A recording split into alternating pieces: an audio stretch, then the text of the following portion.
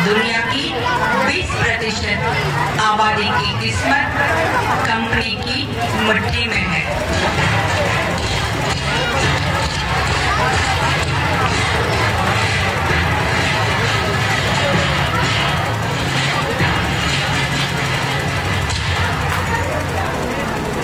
यही है enter rifle, दुनिया की सबसे अच्छी राइफल है। तुम्हारे राइफल से 5 गुना ज्यादा शक्तिशाली है। और यह है इसका कारतूस, इसमें बारूद भी है और गोली भी। इस कारतूस को दांत से काटो, बारूद अंदर डालो और जोर से गोली को अंदर डालो, फिर निशाना लगाओ और फायर करो। तुम ट्राई करो, तुम और तुम। कमो, जल्दी जल्दी आगे आओ, कमो। यस सर, कारतूस में चर्बी है सर, हम उसे मुंह में नहीं डाल सकते। लेकिन आप डाल गए। आपने मुझसे झूठ बोला, मैंने आप पर विश्वास किया और आपने मुझे धोखा दिया। मैं अपनी आंखों से देखकर आ रहा हूँ, वो फैक्ट्री, वो कारतूस, वो गाय और सुअर की चर्बी। अब मैं जात से बाहर हूँ। आपको पता है इसका मतलब क्या है? ना मुझे कोई छुएगा, ना मुझसे बात करेगा, ना मेरे साथ खाएगा। यहाँ तक कि मेरे मरने के बाद मेरी चिता को कोई आग भी नहीं देगा। अछूत हूँ मैं, अछूत। और मेरी बात सुनो मांगो, मुझे मालूम नहीं था।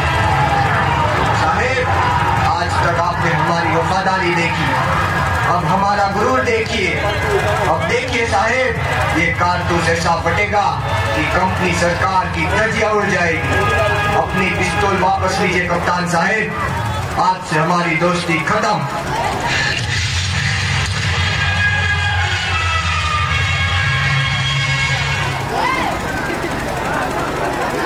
आपको आज से इत्तला किया जाता है, बिना कंपनी सरकार के इजाजत के अफीम की खेती करना, खरीदना या बेचना कानूनन जुर्म है।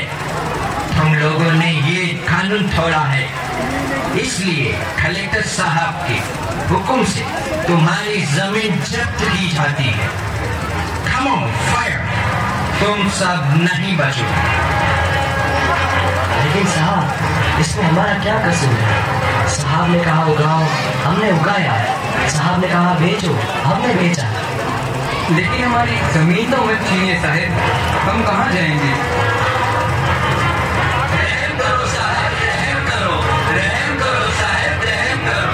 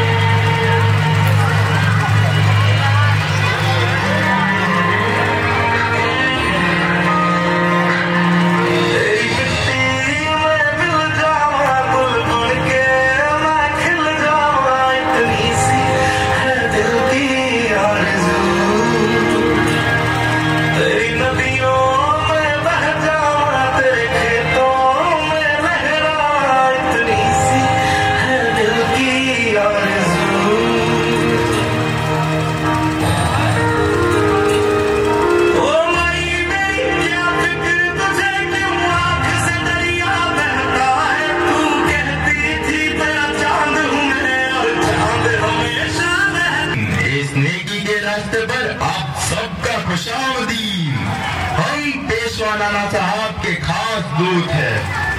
मैं अजीमुल्लाह और आप है मराठा सर के सेनापति। दांत या तोपे, तशरीफ रखिए। यहाँ तक आने की कोई खास वजह? जी, आप तो जानते हैं कंपनी सरकार ने धोखे से तमाम राजाओं के राज छीन लिए। दिल्ली छीना, अवध, झांसी, वो सब नाराज है। नाना साहब ने उन सारे राजाओं को तैयार किया है कंपनी के खिलाफ लड़ने के लिए।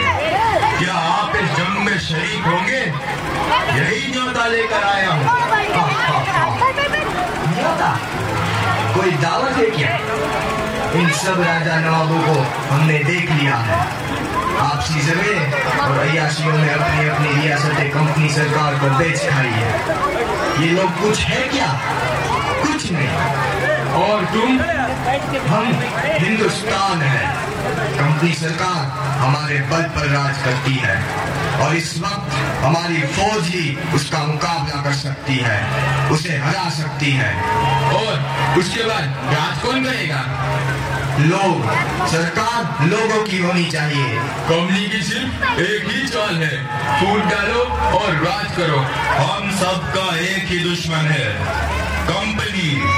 अब वक्त आ गया है, हम सब मिलके उनसे लड़े। आप चाहते हैं हम सब अपना खून बहाकर कंपनी को भगाएं और फिर आपके गुलाम बन जाए? ये आजादी की लड़ाई है, गुजरे हुए कल से आजादी, आने वाले कल के लिए। वक्त का तकाजा है कि हम सब भेदभाव भूल जाए और एक हो जाए। हम सब राजाओं के साथ जुड़ने के लिए तैयार हैं, पर हमारी इस सेना को एक मिसाल की जरूरत है। और वो निशान दिल्ली का लाल किला हो सकता है। हमारी मंजिल एक हो सकती है, 3 लाख हिंदुस्तानी सिपाही और सिर्फ 40,000 अंग्रेज। अगर हम एक ही दिन एक ही वक्त इन सब जगहों पर हमला बोल दे तो कंपनी को कहीं सर छुपाने के लिए जगह नहीं मिलेगी। एक ही दिन में हर अंग्रेज निहत्था और कंपनी राज खत्म। सुभान अल्लाह। तो फिर तारीख भी तय, 31 मई। उस दिन सारा हिंदुस्तान उठेगा और आजाद हो जाएगा। तैयार हो जाओ, वक्त आ गया है लड़ने का और आजाद होने का। अपने हथियार उठाओ, आगे बढ़ो। हमें अभी छावनी पर धावा बोलना है। हमें जो करना है अभी करना है। सब अपनी अपनी बंदूकें लेकर आओ। जाओ जाओ, जल्दी आओ। हमें उनका इंतजार करना चाहिए मंगल। हम उनका इंतजार नहीं कर सकते, हमें फौरन हमला करना होगा। ऐसा मत करो मंगल, तुम हम सबको मरवा दोगे। नहीं मंगल, अभी रुक जाओ। वक्त नहीं है, देख क्या रहे हो? जाओ जाओ। इनकी बातों में मत आओ, ये पागल हो गए। मेरी जल्दबाजी में हम सब मारे जाएंगे। हम रुक गए तो पूरा इनकलाब मारा जाएगा। लेकिन मंगल, अभी हम तैयार नहीं है। अभी नहीं तो कभी नहीं। क्या हो गया है तुम लोगों को? दिखाई नहीं देता? जिस पल का हम इंतजार कर रहे थे वो पल आ गया है। वक्त आ गया है वचन निभाने का, मारने का और मरने का। उठाओ अपनी बंदूकें और लड़ो। लड़ो अपनी आजादी के लिए, लड़ो अपने आप के लिए। जाओ। तुम नहीं लड़ सकते, हथियार डाल दो वरना मारे जाओगे। अगर हमने हथियार डाल दिए तो शुरू होने से पहले ही इंकलाब मारा जाएगा। हम ऐसा नहीं होने दे सकते। मंगल, ये बहुत सारे हैं, अब कोई उम्मीद नहीं, भाग चलो। हम जीत नहीं सकते मंगल। हम जीतेंगे, चाहे 100 साल लग जाए। जाओ, सबको खबर कर दो, आजादी की लड़ाई अब शुरू हो चुकी है। हिंदुस्तान को तुम्हारी जरूरत है। इस इंकलाब को खून की जरूरत है, उसे मेरा होने दो।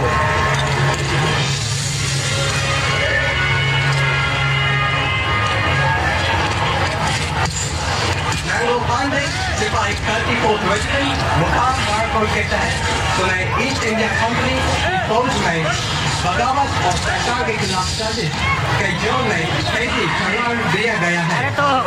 फैसले के मुताबिक तुम्हें सजाए मौत दी गई है।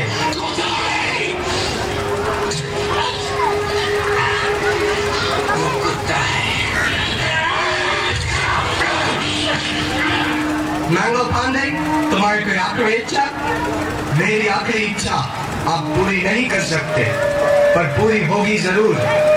मेरी इस कुर्बानियों को जाया मत समझना, जो एक रोशनी लाएगी हमारे आने वाले हिंदुस्तान के लिए। हमारा अपना संविधान जो हमारी परेशानियों का समाधान होगा, एक आजाद भारत का संविधान। तब तक के लिए अपने अंदर के आग को बुझने मत देना। आपसे फिर मुलाकात होगी किसी और रूप में।